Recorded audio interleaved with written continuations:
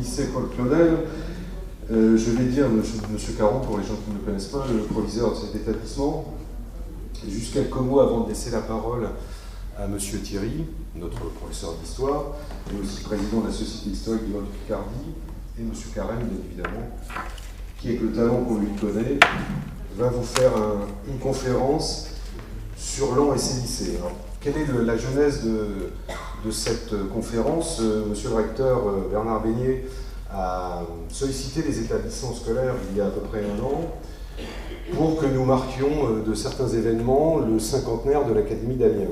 En fait, c'est une recréation de l'Académie d'Amiens qui a d'abord existé il y a fort longtemps, puis avait été réunie à celle de Lille, et je pars sous le contrôle de M. Thierry, bien évidemment, et qui a été officiellement recréée il y a donc 50 ans. Pas tout à fait, puisque c'est plutôt en septembre.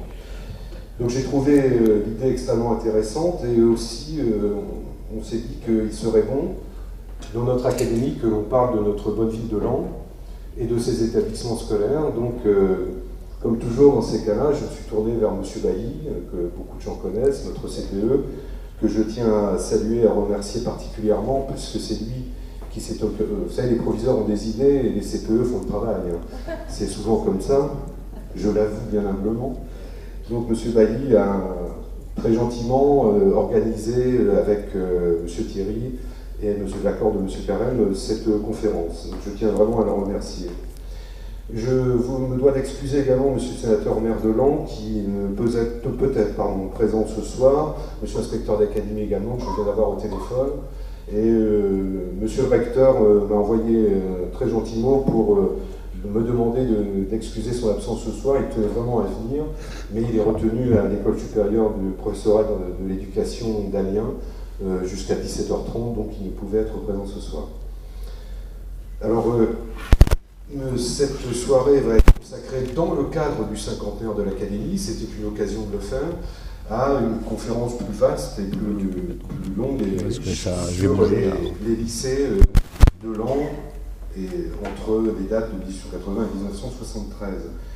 Je suis particulièrement heureux également que nous ayons pu associer, grâce à M. Bailly, la Société historique, en la personne de M. Thierry, mais aussi une association chère à notre cœur, chez M. Wood, M. Siné, entre autres, qui est l'association des anciens élèves des collèges et lycées de Laon, l'association qui aide beaucoup les établissements scolaires de Laon dans leurs projets. Je suis très heureux que nos trois institutions soient sur le même carton d'invitation, et je remercie ces représentants de leur présence ce soir. Donc, j'ai eu la chance déjà une fois ou deux d'assister aux conférences de M. Carême, donc je sais d'ores et déjà qu'elle sera passionnante, qu'il n'aura presque pas besoin de micro, comme je lui disais tout à l'heure.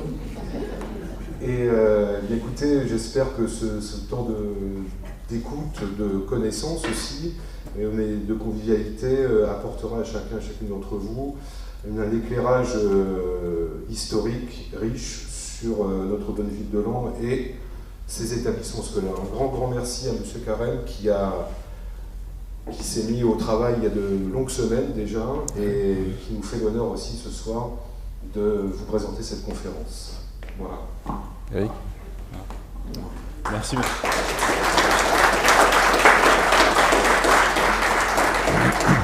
Donc, je tiens à remercier M. Caron pour son accueil au lycée Paul Claudel. C'est la première fois que la Société historique de Haute-Picardie se réunit ici au lycée Paul Claudel. Pourtant, les liens entre le lycée et la Société historique sont étroits depuis longtemps, depuis une bonne vingtaine d'années.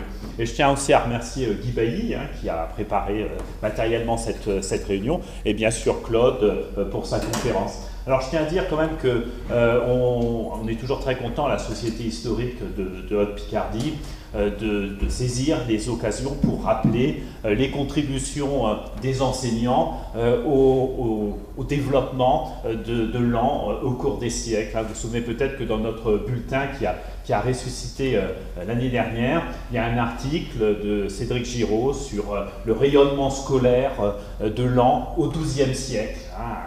Et Cédric Giraud avait fait revivre la grande figure de l'écolâtre Anselme de Laon.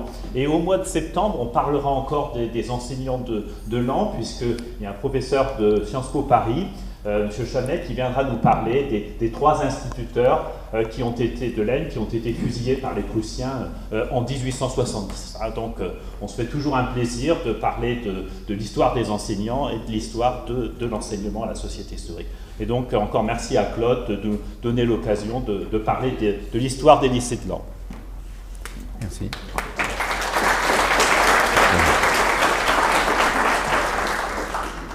Bon, alors je ne sais pas, vous m'entendez? Ça va comme ça hein,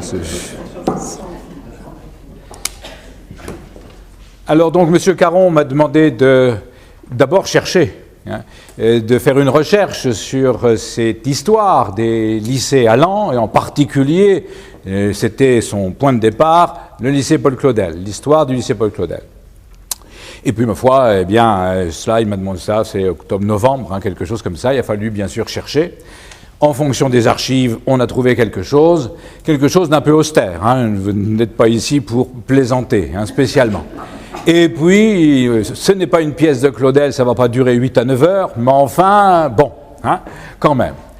Alors, histoire du lycée Paul Claudel, eh bien, immédiatement, avec la recherche, avec la réflexion, elle est liée nettement, donc je ne pouvais pas me limiter à cette histoire, elle est liée à celle du lycée de garçons, fondamentalement, et en particulier comme une sorte de mouvement en ciseaux, si vous voulez. Hein. Il y a un point de rencontre sur lequel nous terminerons, 1973, justement. Et cette histoire des deux lycées, et même avec une petite ouverture vers Méchin, vous voyez que tout est lié, littéralement, eh bien, il faut voir que cette histoire est imbriquée, véritablement, dépend de l'histoire de l'enseignement en France au 19e, 20e siècle, hein, qui est marquée par 2 moments. D'une part, 19e jusqu'en 1945, où l'État décide l'instruction, Jules Ferry, bien sûr, 1880, ça va être ça, hein, essentiellement, enfin, même déjà avant, il veut l'instruction et développe une sorte de maillage, si vous voulez, des bâtiments scolaires, primaires, c'est plus connu, mais aussi secondaires, collège, lycée. Et puis après 1945, c'est l'explosion démographique en France, c'est le baby-boom, et ce maillage, eh bien, est intensifié de façon extrêmement forte, véritablement. Hein. Donc 2 moments, hein, une mise en place et une véritable explosion, si vous voulez, par la suite, après la Deuxième Guerre. Et le deuxième point sur lequel j'insiste, c'est que bien sûr l'État a l'idée de développer l'instruction, veut des bâtiments, bien sûr scolaires, il stimule, si vous voulez, surtout pour ces bâtiments du secondaire. Mais les municipalités, dommage que le maire ne soit pas là, parce que c'est en plein dans une activité, une réflexion là-dessus. Les municipalités ont un très grand rôle pour les collèges, pour les lycées, comme pour le primaire. Hein. Elles désirent les bâtiments et elles sont chargées. Elles sont maîtres d'œuvre, elles sont chargées de la construction. Elles sont chargées du financement.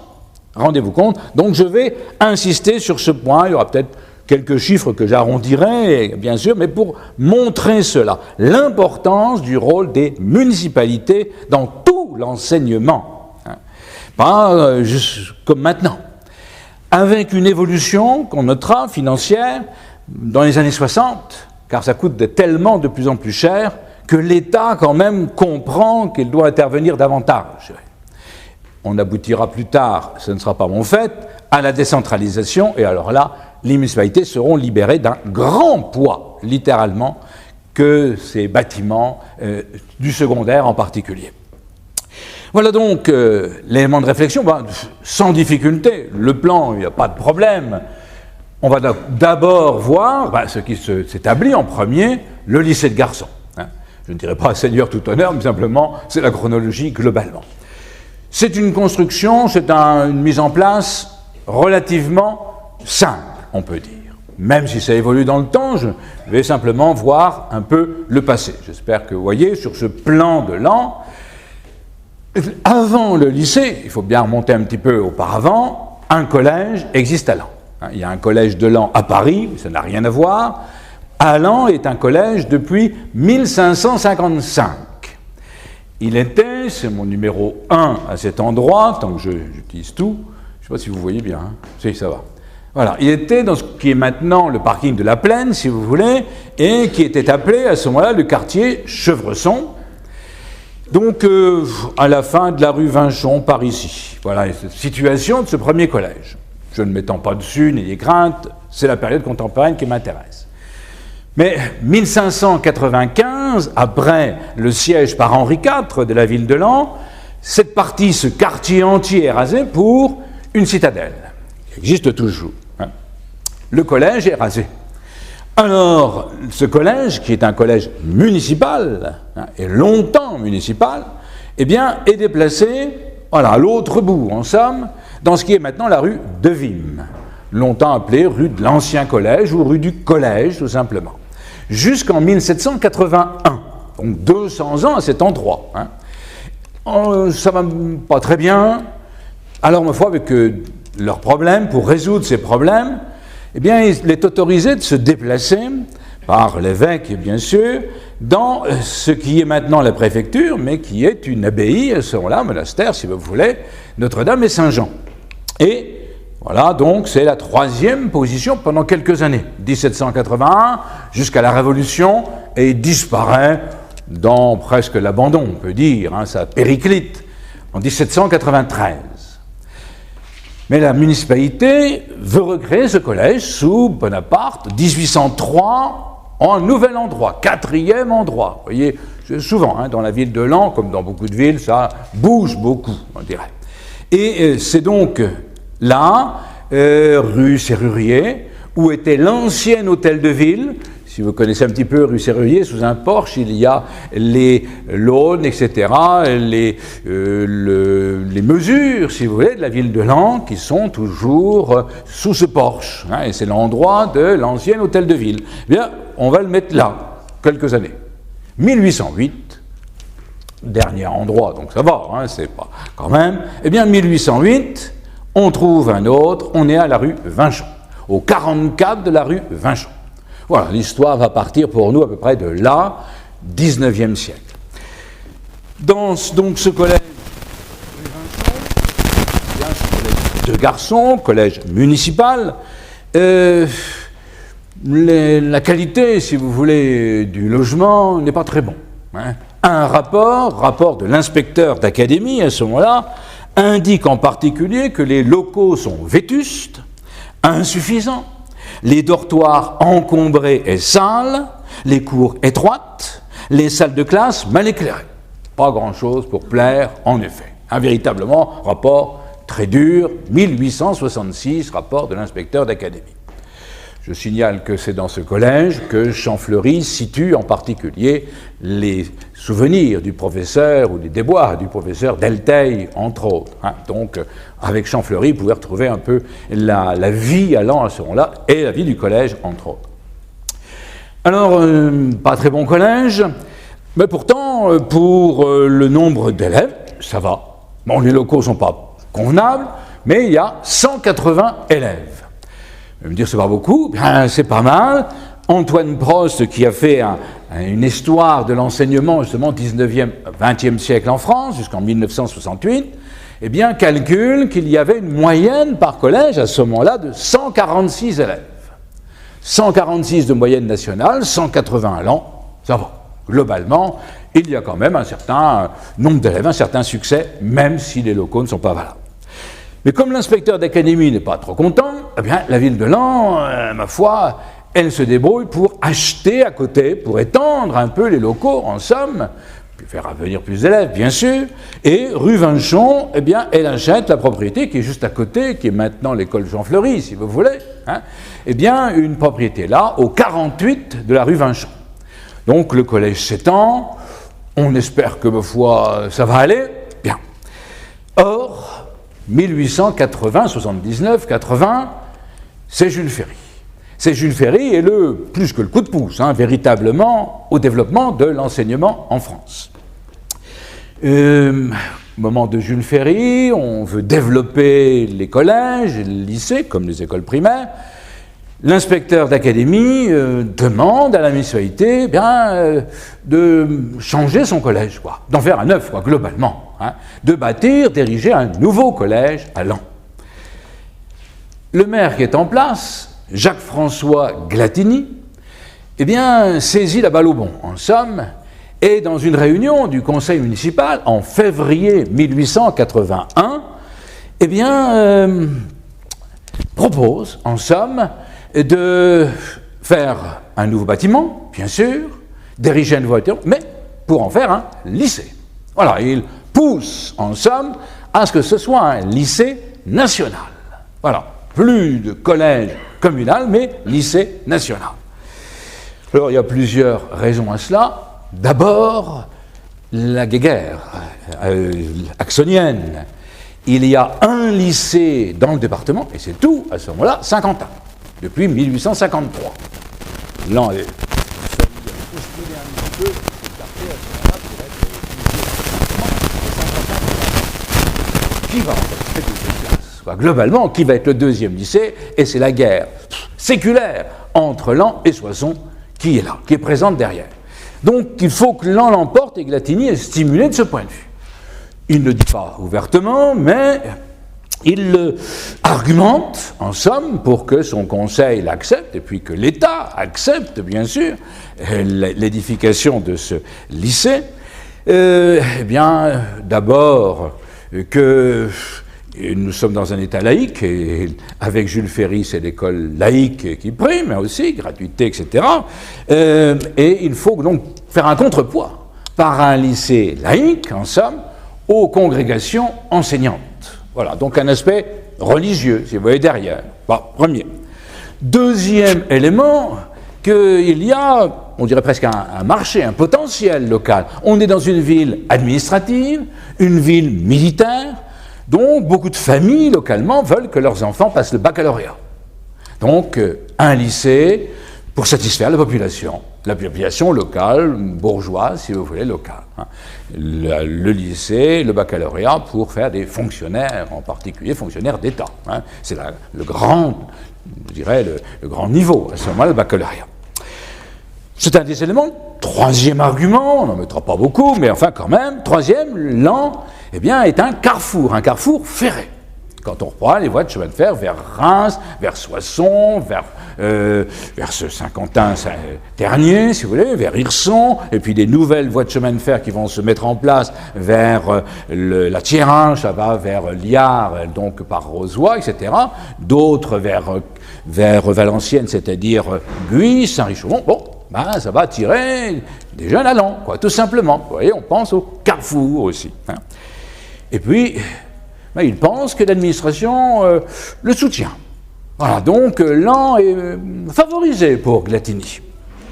Et il est favorisé, en effet, car la demande de Laon, de ce conseil municipal de février 81, est soutenue par le député de Vervins, un certain Turquet, qui vont être Vervins, mais comme il ne peut pas avoir de lycée à Vervins, ma foi, la ville la plus proche, une alliance, si vous voulez, entre Vervins et Laon. Voilà donc un bon soutien, parce qu'en effet, il n'est pas que député, il est secrétaire d'État à l'instruction publique. Bon, il n'y a pas mieux, je dirais presque, globalement. Et puis, il y a un autre personnage qui est derrière. Il y a un certain Beuswillwald. Beuswillwald, c'est l'architecte, c'est l'inspecteur des monuments historiques, et qui est l'architecte de la restauration de la cathédrale. C'est presque la passion de sa vie, la cathédrale de Laon, la restauration. Un grand chantier de 60 ans, quand même. Il mourra même avant, lui. Et il s'est pris d'affection pour Laon, en somme. Mais qu'est-ce qu'il est d'autre ? Il appartient aussi à la commission des bâtiments des collèges et lycées de France. Et il est en plein dans la commission qui décide, en somme, et qui contrôle la construction des collèges et des lycées. On a 2 personnes sur place, il n'y a pas de problème. Très vite, c'est accepté. Dès le mois de juillet, le 18 juillet 1881, en effet, le conseil académique de Douai, puisqu'on est dans l'académie de Douai jusqu'en 1887, le conseil académique de Douai, je dirais, accepte la demande lannoise accepte que ce soit Laon qui aura le deuxième lycée de l'Aisne en particulier. Le lendemain, 19 juillet, c'est le Conseil supérieur de l'instruction publique. Voilà. En somme, les autorités sont d'accord, sont favorables. Oh, je citerai une petite histoire avec Soissons, tout simplement, pour ne pas m'étendre de trop, parce que j'ai beaucoup de choses à dire. Eh bien, tout simplement, c'est qu'à Soissons, on n'est pas content, quoi. Et le conseil municipal, c'était un peu tard, c'est peut-être de sa faute. Il a voté pour un lycée au mois de mai, il a 4 mois de retard, ou 3 mois de retard. Bon, enfin, mais surtout, c'est dans le journal, dans l'Argus soissonnais, où alors là, c'est la vindicte contre Laon, contre l'administration. On critique le responsable des études secondaires à l'administration, un certain Zévort. Vraiment, on dit qu'il y a une conspiration contre Soissons. C'est pas fait pour amadouer les choses. Être vindicatif vaut peut-être mieux pas. Il faut être diplomate, ils ne le sont pas. Enfin, tant mieux pour Laon. Bon. Donc, Laon, c'est décidé. Le maire, donc, continue sa recherche. Maintenant, il l'intensifie. En particulier, désigne un architecte, Georges Herman, futur maire. Georges Herman, jeune architecte, qui est proposé, en effet, par le maire pour, d'abord, choisir quel terrain. Voilà, réflexion sur le terrain. Le terrain, j'ai gardé cette carte, cela va être donc, voilà, ce qui est choisi, c'est au-dessus de la porte de Soissons, ce qu'on appelle le quartier Saint-Étienne. Là, juste, vous voyez, vous avez la porte de Soissons, vous avez la tour penchée, et puis l'espace actuel du lycée de garçons, enfin du lycée d'Aubier, la cité scolaire, donc pas de problème pour nous repérer. Alors, il dit que c'est un espace qui est, assez vaste, on va trouver, mais surtout bien aéré, voilà, et facile d'accès. Bon, quand on est en haut de la côte, parce qu'en 1880, il faut déjà monter, véritablement. Enfin, bon, il est quand même juste en haut, c'est facile d'accès. C'est avant les rues étroites de la ville. Donc voilà, le terrain est trouvé. Quel espace y aura-t-il? Bon, il dit en effet, il va y avoir bien sûr des expropriations à faire. Et puis, racheter un petit bout de terrain à l'armée, l'armée a en effet la batterie russe. La batterie russe, c'est à cet endroit, juste autour de la tour, au-dessus de la tour penchée, là, dans ce parti du rempart. Et l'armée a un trop grand espace, elle n'a pas besoin de tout ça. Bon, l'armée est d'accord pour en vendre le tiers à la ville de Laon. Avec tout ça, on va arriver à 1,97 hectare, bon, peu importe, presque les 2 hectares requis à ce moment-là pour établir un lycée. Il faut 2 hectares, on les a. Bien. Voilà donc le terrain proposé par Herman. Deuxième donnée pour le rôle d'Herman, c'est bien entendu de faire des plans et un devis. C'est son rôle d'architecte, évidemment. Avec les conseils de l'inspecteur d'académie, les conseils de Beuzevillewald, quand même, qui est en plein dans la place, il connaît le travail, puisque c'est lui qui accepte les projets ou pas. Eh bien, Georges Herman fait le plan du lycée, on va le voir tout à l'heure, proposé, évidemment. Et le devis, évidemment. Le montant. Combien ça reviendra-t-il? Alors, il compte qu'avec les expropriations qui va y avoir lieu, les honoraires d'architecte, les travaux, le mobilier à acheter, tout cela, eh bien, on en aura pour un peu plus de 2 millions de francs. 2 millions des francs Napoléon. C'est pas mal, à ce moment-là.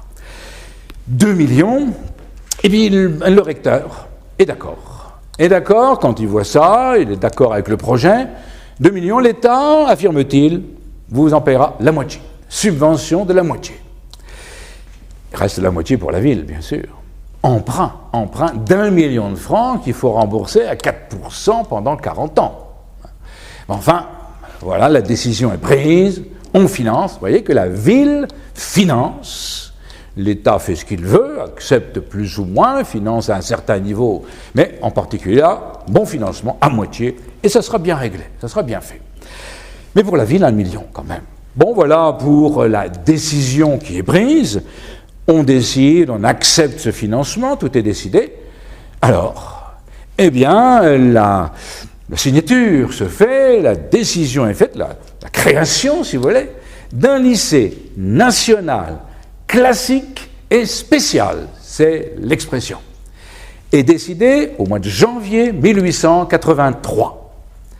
On décide, mais attention, il faut un décret signé par le président de la République, un décret de déclaration d'utilité publique pour qu'elle se mette en place. Ah, ça, c'est obligatoire. Et l'administration prend son temps, bien entendu, et le président de la République signe le 28 mars 1884. Vous voyez, 1 an presque et demi dans les couloirs, hein, le dossier. Et encore, Buzz-Bildad l'a poussé un peu. Enfin, mars 84, le lycée, la création du lycée est déclarée d'utilité publique. Ça peut partir. Les expropriations maintenant peuvent se faire. Expropriation, ça se fait dans l'été, je ne vais pas entrer dans plus de détails, l'été 84, mais ça va vite. Hein. Il y a quand même 17 maisons, propriétés à exproprier, dont une qui appartient au même propriétaire, mais deux grosses propriétés, de belles maisons, où on logeait les officiers et des militaires, donc vous voyez que c'était pas... Eh bien, tout cela, ça se fait assez rapidement, assez facilement. C'est la plus riche, en somme, qui pose le plus de problèmes, qui pousse à la hausse, évidemment. Mais enfin, avec à peu près 360 000 francs, on exproprie les maisons qui sont là. Premier élément, expropriation. Deuxième donnée, le projet est fait, le plan est fait. Globalement, maintenant, c'est l'appel d'offres pour les entrepreneurs. Enfin, pour les entrepreneurs, en effet. Un entrepreneur est choisi, toujours dans cet été, mois de juillet, peu importe, 84. C'est une entreprise de Paris, entreprise Benel, B-E-Y-N-E-L, qui est choisie. Elle est choisie parce qu'elle se conforme. Georges Herman a fait son devis, on part de ça. L'appel d'offres se fait à partir de cette base. Et puis on fait au plus fort rabais. C'est lui qui fait le plus fort rabais. Alors ma foi, il est pris, tout simplement. Il sous-traite pas mal, mais peu trop importe. C'est décidé, l'appel d'offres est fait, les expropriations, et ma foi, ça se met en route, c'est la démolition des propriétés, là, à l'automne 84, et puis la construction qui s'enchaîne. On a quelques difficultés avec les sous-sols, mais on reconnaît ça sur le plateau. Chaque fois que j'étudie quelque chose, j'ai fait la restauration, la construction de l'hôtel de ville, c'est la même chose, etc. Il y a toujours évidemment de l'eau, il y a toujours des cavités, alors ça retarde, bien sûr, un petit peu les travaux. Mais passons. La réception de ces travaux est faite en février 88. Donc, ma foi, 3 bonnes années, si vous voulez, pour réaliser ce lycée. Février 88, c'est la première réception. Il y a bien sûr une tension entre la ville et l'entrepreneur. À chaque fois, c'est la même chose aussi. Il y a toujours un problème à la fin de « moi, ça ne va pas, donc on ne va pas payer ». Et ça traîne pendant 10 ans. Hein. L'entrepreneur, il sera finalement payé en 1903. Hein, au total, une discussion sur 100 000 francs quand même de l'époque, un dixième quasi des travaux. Hein. Bon, enfin... Mais comme toujours aussi, c'est pas tout à fait fini, la réception n'est pas faite, mais on est pressé de rentrer. Et à la rentrée d'octobre 1887, eh bien, le lycée est ouvert. Donc, il accueille, octobre 1887, un petit problème quand même, un problème apparemment annexe, mais je tiens quand même à le signaler, c'est qu'il y a un heurt très fort au point de vue administratif entre le maire, Jean-François Glatini, qui s'est donné à ce travail, qui va se donner aussi au développement du lycée de futur, lycée de filles également, puisque c'est le moment de démarrage des années 80, et le préfet.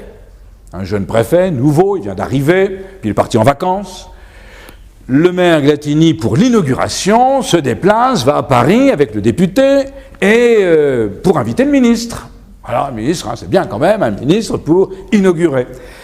Et il obtient l'accord du ministre, mais voilà, il n'est pas passé par le préfet. Sacrilège, dans l'administration, il faut respecter les niveaux, incontestablement. Le préfet n'est pas content, s'oppose à Glatini, Glatini se fâche aussi, démissionne de la municipalité, de son rang de maire, véritablement, il démissionne. La démission, donc dans cette atmosphère trouble, a été attisée largement par un jeune loup, comme toujours, quand on fait de la politique, vous savez. Eh bien, c'est un certain Paul Doumer, qui est là, qui a des visées politiques. Il est journaliste, et il se met dans le journalisme exprès, pour se faire reconnaître et pour s'imposer politiquement. il qualifie Glettini, après un peu en arrière, mais enfin dans son journal, il a créé un journal, la Tribune de l'Aisne pour cela, il critique Glettini, il le traite de réactionnaire. Je n'ai pas trouvé de réactionnaire dans Glettini du tout, ils sont tous les deux républicains laïcs, etc., mais il y en a un jeune contre un vieux, c'est tout. Hein. Il veut prendre la place de l'ancien, tout simplement. Mais c'est des phrases, je dirais, assassines, littéralement. Glettini a démissionné.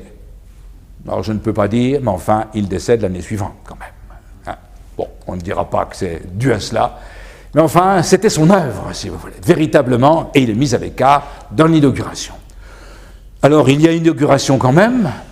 Celui qui succède à Glettini, c'est un certain Charles Bonneau, qui va être maire pendant 4 ans, hein. Jusqu'à 92, il mourra aussi, mais de sa mort plus naturelle, lui, hein, enfin, sans problème politique.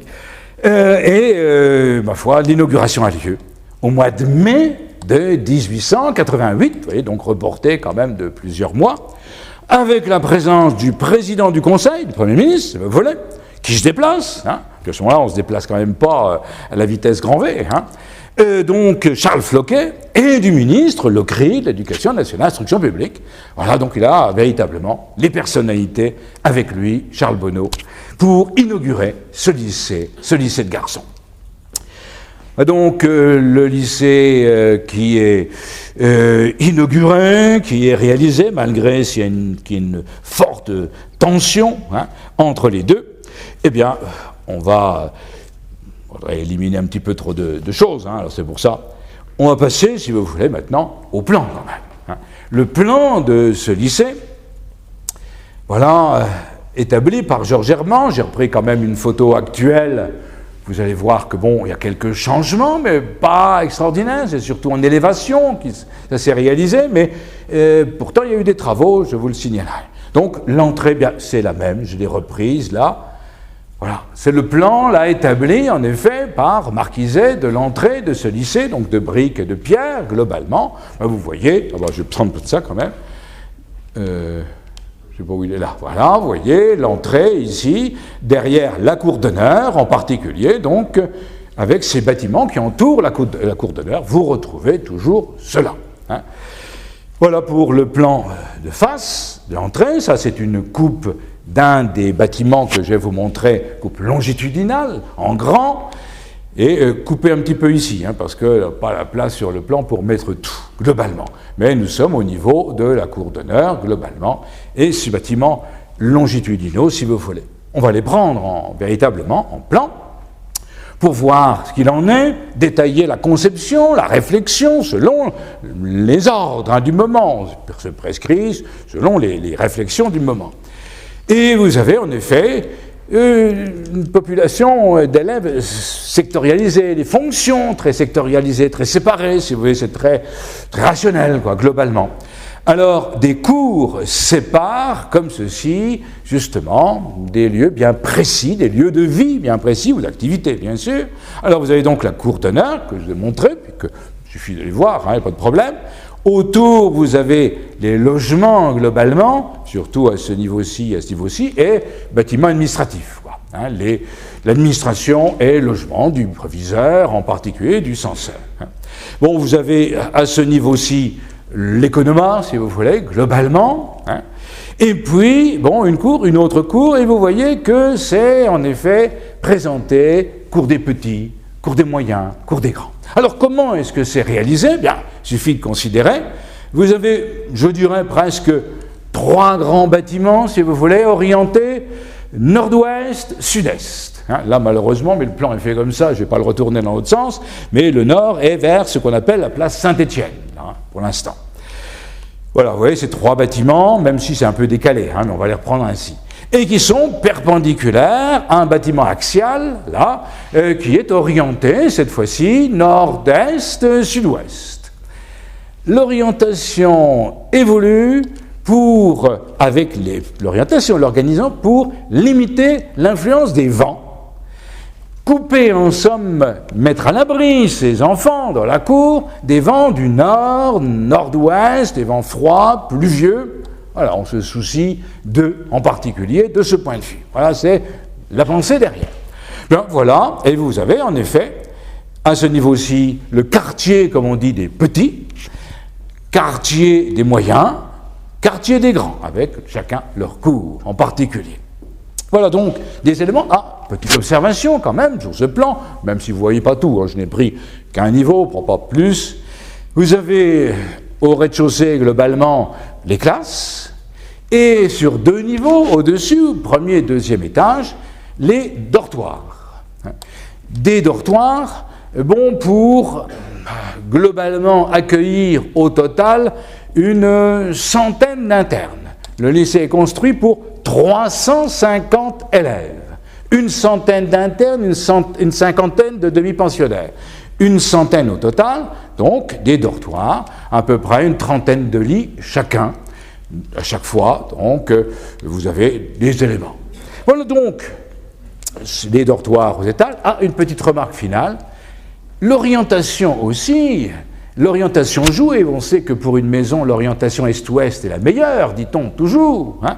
C'est qu'en effet, on veut une orientation comme celle-ci, voilà, ce qui donne des classes, en effet, ouvertes sur le soleil, quand il y a le soleil allant, bien sûr, le matin, et l'après-midi à l'ombre. Voilà, pour pas qu'il y ait le soleil qui rentre et que tout le monde dorme, hein, évidemment. Voilà. Donc, vous voyez, l'orientation en fonction du soleil, l'orientation en fonction du vent, bon, des éléments. J'ajouterai quand même, bon, ça ce sont les bâtiments, vous voyez qu'il y a des préaux, hein, des galeries couvertes, près de chaque, c'est resté, c'est une tradition, c'est ancien. Hein. Et puis, alors, séparé, l'infirmerie. Hein. Il faut bien aérer, dans un coin bien aéré, séparé pour éviter les contagions ou autres, on sépare. À côté, cours d'exercice militaire. On est toujours dans une pensée de revanche. Et dans l'école, on apprend, moi je l'ai fait aussi, hein, d'apprendre à marcher au pas, etc. Bon. En dessous de ces bâtiments, au rez-de-chaussée, au niveau des exercices militaires, le gymnase. Et au-dessus du gymnase, la chapelle. Glatini n'était pas favorable à une chapelle, il dit de toute façon il y a l'église Saint-Martin, pour ceux qui veulent y aller, c'est pas la peine de dépenser de l'argent. Hein. Mais l'administration veut la chapelle, par calcul, je dirais, politique, c'est que les familles sont chrétiennes, hein, globalement, en France, catholiques, et donc il faut une chapelle pour que les enfants aient la possibilité d'aller, et donc de satisfaire les familles. Si on veut attirer des gens de la bourgeoisie, etc., catholiques globalement, il faut donc la chapelle, sinon ils vont aller ailleurs, ils vont aller dans les congrégations enseignantes, pas question. Voilà donc la chapelle, elle est là. Voilà donc à peu près tout cet ensemble, tout ce plan, si vous voulez. Une ou deux petites remarques pour finir. L'hygiène. Je vous ai dit que l'on met l'infirmerie là-bas à l'autre bout. Une infirmerie à l'autre bout pour l'aération, tout ce que vous voudrez, éviter les contagions. Oui, mais le soin du corps. Hein, le soin du corps, bon, il n'y a pas de douche. Hein. Douche 1905 seulement. Je pense un peu plus tard quand même. La France se met lentement à l'hygiène, hein, vous savez, lentement. Bon. 2 baignoires. Donc pour tous ces internes, c'est pas beaucoup quand même. Et alors, 2 bains de pieds par mois. Voilà, ma foi, quand même, donc ne transpirez pas trop, quoi. Hein, voilà. Donc les éléments. Pour une petite anecdote comme ça, mais enfin c'est toujours amusant, c'est ce qu'on retient. Alors, hein, si vous retenez quelque chose, ce sera ça. Voilà donc ces éléments. Pour ce plan, globalement, je pense que ça ira. Ah, je vais tout de suite aller, avant de donner un petit peu l'enseignement qui est réalisé, un petit peu. Quand même, ben, ça c'est le bâtiment, son développement. Ben, le développement, ça marche, plus ou moins. Hein. Qu'un cas pendant assez longtemps, mais la Deuxième Guerre arrive, je l'ai dit dès l'introduction, attention, une coupure, là. Alors je ne vais pas trop m'étendre, mais quand même, c'est que après la Deuxième Guerre, c'est le baby-boom, c'est le développement très fort, et en 1960, il y a à peu près 1200 élèves. On était parti de 350 dans la conception, il y en a 1200. Évidemment, il faut agrandir le lycée. On est confronté, c'est constant, hein, littéralement, après 1945, à créer de nouvelles salles, etc. Bien, c'est projeté. Hein. Il faut agrandir le lycée pour satisfaire tout cela. Alors, c'est un projet qui porte quand même sur 3 dortoirs, 250 places. Hein, ça ne se trouve pas comme ça, évidemment. Première chose, pour 4 appartements, pour loger le personnel, pour des chambres pour les maîtres d'internat, 6 salles d'études. Hein. Vous voyez les éléments. Donc, je complète à peine un réfectoire supplémentaire. Enfin, véritablement, c'est un développement du lycée très important, un gros projet qui est réalisé. Alors, le projet, qui en est maître d'œuvre, qui finance cet accroissement, c'est la ville de Laon. La ville de Laon est maître d'œuvre de cet agrandissement. Un agrandissement dont elle choisit les architectes. Alors, il va y avoir l'architecte de la ville, un certain Berthier, mais avec quelqu'un d'autre plus connu, si vous voulez, que je rencontre à chaque fois dans ces années. Pour Laon, c'est un certain André Croiset. Il a fait beaucoup de choses dans l'Aisne, et en particulier à Laon, au niveau des années 60-70. Et donc, on choisit l'architecte. Les plans, c'est la ville de Laon qui en est responsable, avec l'acceptation de l'État, bien entendu, derrière. Le coût, là-dedans, le coût de cet ensemble, eh bien, ça va faire globalement, pour vous donner globalement l'idée, 90 millions de francs. Alors, c'est plus les mêmes qu'avant, mais enfin, ça reste quand même imposant. L'État, combien donne-t-il? La moitié. La ville se débrouille. Alors, c'est le lendemain de la guerre, de cette deuxième guerre, et il y a des dommages de guerre. Donc, on joue sur les dommages de guerre. Donc, elle a à sa charge 45 millions à payer. Elle réussit à en payer avec les dommages de guerre 20 millions, ça va, il reste encore 25 millions. Donc il n'y a pas de problème, il faut payer, la ville paie. Et donc, à la charge de la ville, pour tout cet ensemble, voilà l'agrandissement, un peu sommaire, un peu rapide, mais pas de multiplication surtout. Les archives, là, nous font défaut dans la période contemporaine, plus que dans la période passée. Ce qui est toujours étrange, dans le contemporain, on a du mal de trouver les archives, globalement. Ça se perd. Bon, voilà, agrandissement. Donc, vous voyez, 1945, je l'ai mis en place, un petit peu, pas surchargé. L'élément, pour terminer, l'enseignement qui est donné, quand même. Quelques mots sur l'enseignement. Comment on enseigne là-dedans? Eh bien, pour cet enseignement, l'enseignement collège. L'enseignement du collège proprement dit, vous allez voir pourquoi je précise, eh bien, c'est réalisé par, donc, 12 professeurs. 9 agrégés. 9 professeurs agrégés, ils sont nommés par Paris, et il n'y a pas de problème, ils sont contents de venir, tout simplement parce qu'ils sont près de Paris, pour leur carrière à venir. Mais ils ne restent pas longtemps. C'est Sartre, c'est Lévi-Strauss, c'est Jules Romain, ils font 1 an, 2 ans, 3 ans, et on va à Paris. Et ils ne sont pas préoccupés par leur enseignement, d'après ce que j'ai lu, je crois que ce n'est pas les meilleurs enseignants du monde. Loin de là. Enfin, voilà donc 9 professeurs agrégés, 3 anciens professeurs du collège sont pris quand même. Les autres, à ma foi. À côté d'eux, 10 répétiteurs, c'est-à-dire des assistants, si vous voyez, qui surveillent ou qui font répéter les devoirs ou autre chose. Voilà le personnel pour le collège, proprement dit un collège, donc, qui va aller de la 6e jusqu'au bac. Avec donc le latin à partir de la 6e et le grec à partir de la 4e. Mais attention, s'ajoute à cela une école primaire supérieure. École primaire supérieure. Vous voyez, il faut faire attention. C'est-à-dire que quand on a son certificat d'études, on peut continuer un petit peu ses études. Oh, ça m'est arrivé, plus ou moins, parce que vous connaissez peut-être, à un moment, il y avait des cours complémentaires, je ne sais pas si ça vous dit quelque chose, les CEG, Collège d'enseignement général, c'était la fonction, en somme, de continuer après le certificat d'études pour aller au brevet. Voilà. Et ça se limitait là. Cet enseignement dans les écoles, donc, primaires supérieures, eh bien, a été appelé pendant un temps enseignement spécial. C'est pour ça que le lycée, au début, s'appelle d'ailleurs lycée national classique et spécial, qui deviendra en 1891 enseignement moderne. Ça veut bien dire, c'est-à-dire qu'il se différencie du classique, en somme, tout simplement parce qu'il n'y a pas les langues anciennes dans cette filière, en somme, mais il y a beaucoup plus de techniques. Alors c'est demandé, vous voyez cela, par 2 types de publics. Le public des fonctionnaires, en somme, qui veulent à tout prix que leurs enfants soient des fonctionnaires qui écrivent, qui parlent, etc. C'est les études classiques, globalement. Et c'est demandé par la population lannoise, bourgeoise, bien entendu.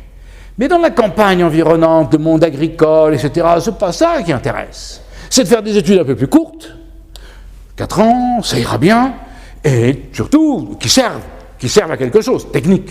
C'est là l'origine de cette école primaire supérieure ou moderne, en effet. Donc on a le collège, l'école primaire supérieure, et puis aussi on a ouvert, ce qui est étonnant, mais qui va rester longtemps, eh bien une classe, en effet, un jardin d'enfants.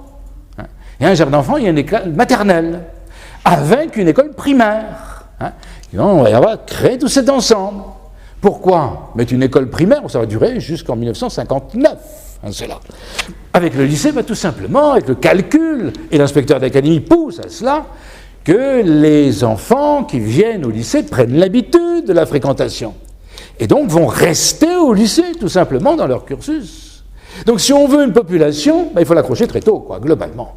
D'où école primaire et un jardin d'enfants même, une école maternelle, si vous voulez. Oui, on les prend très tôt. Voilà donc tout un ensemble, je dirais, quand même pour citer la dernière remarque, que cette continuité ou ces deux filières sont transformées, parce qu'on en connaît la réalité, toujours, c'est pour ça que je le cite, en 1902. Oui, on a fait des réformes beaucoup dans l'enseignement, et quand on lit ça, on s'y perd. Véritablement, sur du long terme, on s'y perd. En 1902, en effet, est décidé que le classique, comme le moderne, feront 7 années d'études secondaires. Vous voyez, ils en faisaient 4 globalement, 7 années. Et divisé en 2 cycles, premier cycle de 4 ans, deuxième cycle de 3 ans. C'est ce qu'on connaît toujours avec la différenciation collège, lycée maintenant, globalement. Et ça date de 1902. Voilà donc cette harmonisation presque de réaliser, mais enfin, voilà. On peut peut-être donner quand même en dehors de cet enseignement, comment est-ce qu'on vit, ce que j'ai pu gagner, puis sans jugement de trop, quand même la vie est austère. Elle est austère. Bon, je ne sais pas si c'est mieux maintenant, mais enfin, on vit au tambour, jusqu'en 1935. Fin de cours, rappel, le tambour. Bon, la sonnerie, est-ce que c'est mieux? Je ne sais pas. Bon, enfin, il faut y aller, globalement. Et puis, deuxième élément, pour montrer cette austérité, où il y a beaucoup d'internes, eh bien, les vacances. Ah oui, tout le monde sait que les enseignants en ont beaucoup, parce que les élèves en ont beaucoup. Il y a 2 mois de grandes vacances. 2 mois de grandes vacances, du 1er août au 30 septembre. Rentrée à la Saint-Rémy, ça c'est traditionnel, 1er octobre. C'est parce que les jeunes vont aller faire les travaux des champs, aussi. Bon, ça c'est vieux, ça. Bon, les mois de vacances sont grandes, c'est une tradition française, je veux bien. Les petites vacances. Alors là, les rythmes chronobiologiques, on n'en parle pas. 7 jours répartis dans l'année scolaire. 1 jour à la Toussaint, 2 jours au Nouvel An, pas de Noël, 2 jours au Nouvel An, 2 jours à Mardi Gras, 1 jour à la Pentecôte, 1 jour le 14 juillet. Voilà. Là, tout le monde n'est plus d'accord. Enfin, c'est... Longtemps, le premier trimestre, il était un peu plus long qu'il ne l'est maintenant. Bon, bien. Alors voilà, pour un petit peu, ça c'est un petit coin de l'austérité, si vous voulez, sans excès. Le reste, pour pas de jugement, bien entendu. Voilà pour ces différentes données sur ce lycée. Oui, ça ne va pas mettre plus de temps pour le lycée de garçons, il me reste le lycée de filles, ça va? Bien. Il y a quand même une petite remarque, et je vous l'ai dit dès l'introduction, tout est lié, en somme. C'est qu'en effet, dès 1921, la ville de Laon veut créer une école professionnelle. C'est une EPCI, École professionnelle pour le commerce et l'industrie, qui est créée et qui est placée au lycée de Garzon. Elle a du succès. Ça devient le collège technique après la Deuxième Guerre. Et finalement, dans les années 50, 1960, sur les 1200 élèves dont je vous ai parlé, plus d'un quart, 30%, appartiennent à ce collège technique, qui occupe quand même le quart des salles, qui occupe beaucoup de place. Beaucoup d'élèves, il a pris de l'ampleur. Et beaucoup d'élèves, beaucoup de salles. Bon, à un certain moment, à la ville, un conseiller municipal qui s'appelle M. Aumont, Robert Aumont, futur maire de Laon, et qui travaille dans ce collège technique. Il a fait une intervention et demande que, vu le gonflement, vu le nombre, la demande, etc., eh bien, il faudrait quand même, on va demander de créer un lycée technique à Laon. Voilà. voyez, pour alléger le lycée de garçons, en somme, mais plutôt puis permettre encore un développement du technique. On voit bien qu'il y a beaucoup de gens qui en demandent, quoi. Alors, la ville de Laon est d'accord. Elle veut ce lycée technique, lycée CET, ce sera. Et, bien, on propose un projet. On insiste un petit peu, attention. L'État dit, la ville de Laon, maître d'ouvrage, maître d'œuvre. Maître d'œuvre du lycée et autres. Vous fournissez le terrain, ville de Laon, l'externat, vous le faites, l'externat du lycée. L'internat, c'est l'État qui va s'en charger quand même. On allège tout doucement, en négociant, si vous voulez. Mais enfin, au point de départ, c'était tout. Il faut négocier tout ça. Et puis, le CET, l'État s'en charge. Alors, ma foi, attention, il était prévu que la ville de Laon paye sa part, largement. Et une part qui devait être en 3 tranches est montée à 11,7 millions. 11 millions d'argent en 1970, globalement. Et le franc de 1970, c'est l'euro de maintenant. Vous n'avez qu'à compter que c'est pas mal. Quand je vous cite des francs, etc. Dans le passé, j'ose pas trop faire de la conversion, mais vous voyez là, quand même, c'est pas vieux et c'est quand même considérable. C'est trop. Et c'est là où on sent l'évolution, si vous voulez, c'est que l'État se rend compte que ça devient trop pour les municipalités, et donc elle accepte, finalement, de s'en charger, vous voyez, après hésitation, largement, eh bien, de devenir le maître d'œuvre et de financer à 80% le projet. Voilà. Donc l'État s'en charge quand même beaucoup plus. Il reste encore 2 millions à trouver pour la ville. Enfin, c'est plus les 11 millions globalement précédents. Donc vous voyez, on est arrivé à ce lycée technique qui se construit.